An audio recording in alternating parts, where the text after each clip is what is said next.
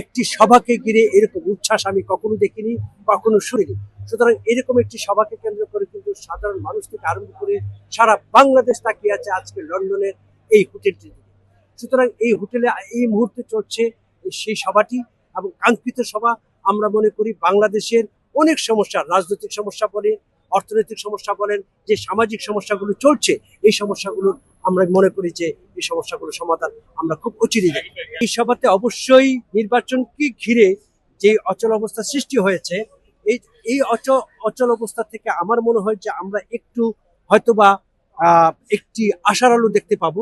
নির্বাচনকে ঘিরে যেটি অনিশ্চয়তা দেখা দিয়েছে, সেই অনিশ্চয়তার পথটি বন্ধ হয়ে আমরা মনে করি একটি নিশ্চয়তার দিকে আমরা যাব এবং একটি নিশ্চিত আমরা নির্বাচনের তারিখ, রুটম্যাপ এবং পাশাপাশি যে সংস্কারের একটি রুটম্যাপও আমরা বাংলাদেশে একটি সত্যিকার অর্থে এগিয়ে যাওয়ার জন্য, নতুন বাংলাদেশ তৈরি করার জন্য আমরা একটি যেটি বলা যেতে পারে একটি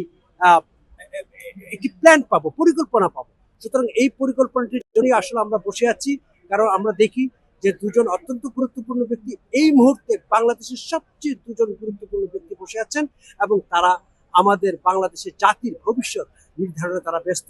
অবশ্যই তারা যা করবেন আমি মনে করি সেটি হয়তো বা বাংলাদেশের জন্য, বাংলাদেশের ভবিষ্যৎ সুফল জনাব তারেক রহমান এবং বাংলাদেশ সরকারের প্রধান উপদেষ্টা ডক্টর ইউনূসের আজকের এই ডরচেস্টার হোটেলে একটি বৈঠক এখন চলমান।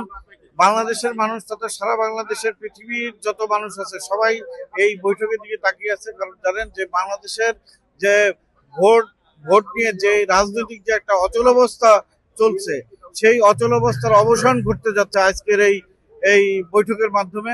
আশা করব যে ভারপ্রাপ্ত চেয়ারম্যান তারেক রহমান এবং ডক্টর মোহাম্মদ ইউনূসের যে বৈঠক, সেই বৈঠকের মাধ্যমে বাংলাদেশের আগামী দিনের রাজনীতি কি হবে, বাংলাদেশের নির্বাচন, এই যে ডিসেম্বরের ভিতরে যে নির্বাচনের যে বিষয়টা শুরু হবে এবং বাংলাদেশের যে ফ্যাসিবাদী সরকারের যে দোষর যারা ছিল তাদের বিচার প্রক্রিয়া কিভাবে হবে, তথা সার্বিক একটা বিষয় নিয়ে আলাপ আলোচনার মাধ্যমে বাংলাদেশের গণতন্ত্র কিভাবে উত্তরণের জন্য ডিসেম্বরের নির্বাচনকে সামনে রেখে কিভাবে গণতন্ত্র উত্তরণ করা যায় সেই বিষয়টা কি প্রাধান্য পাবে বলে আশা করছি। 7টা থেকে আমরা এখানে জড়ো হয়েছি। এখানে সবাই একটাই মূল লক্ষ্য হচ্ছে যে আমরা চাই আজকের যে এই যে ভিতরে যে আমরা দেখতে পাচ্ছি যে এই যে আমাদের জনাব তারেক রহমান সাহেব, জাতীয় দলের আমাদের কর্ণধার এবং প্রধান উপদেষ্টা, যে তাদের যে একটা বৈঠক হচ্ছেন সেটার উপরে কিন্তু আমরা খুবই আশাবাদী এবং প্রতিটি কর্মী থেকে শুরু করে বাংলাদেশের 18 কোটি মানুষই কিন্তু তার পথে চেয়ে আছে, যাতে করে আমাদের এই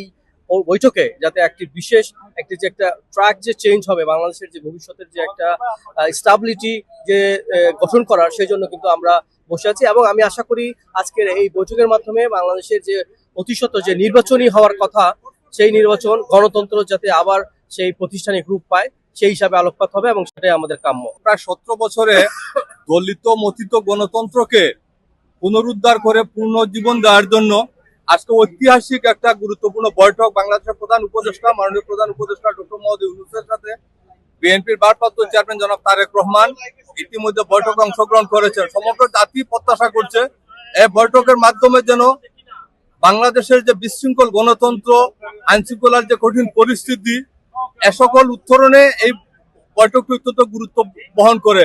সারা দেশের মানুষ তাকিয়ে আছে বৈঠকের দিকে, যাতে অবাধ, সুষ্ঠু, গ্রহণযোগ্য একটা নির্বাচন আয়োজনের মাধ্যমে জাতির প্রত্যাশা পূরণের সমৃদ্ধির পথে যেন বাংলাদেশ এগিয়ে যায়। আমরা আজকে এই ঐতিহাসিক মুহূর্তে সাক্ষী হওয়ার জন্য আমাদের নেতা জনাব তারেক রহমানের পাশে দাঁড়িয়েছি। সমগ্র বাঙালি কমিউনিটির মানুষ, শুধু বিএনপির না, সমগ্র কমিউনিটির মানুষ আজকে একত্রিত হয়ে ঐতিহাসিক মুহূর্তে সাক্ষী হওয়ার জন্য এখানে উপস্থিত হয়েছে। আমরা এই বৈঠকের সফলতা কামনা করছি।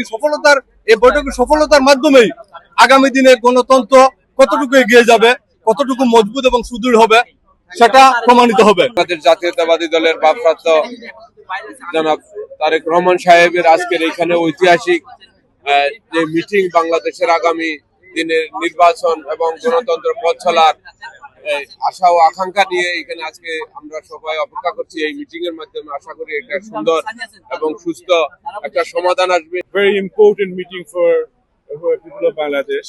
So we hoping it's going to be best for the Bangladesh, for future of Bangladesh, to bring the democracy back in voting right in Bangladesh.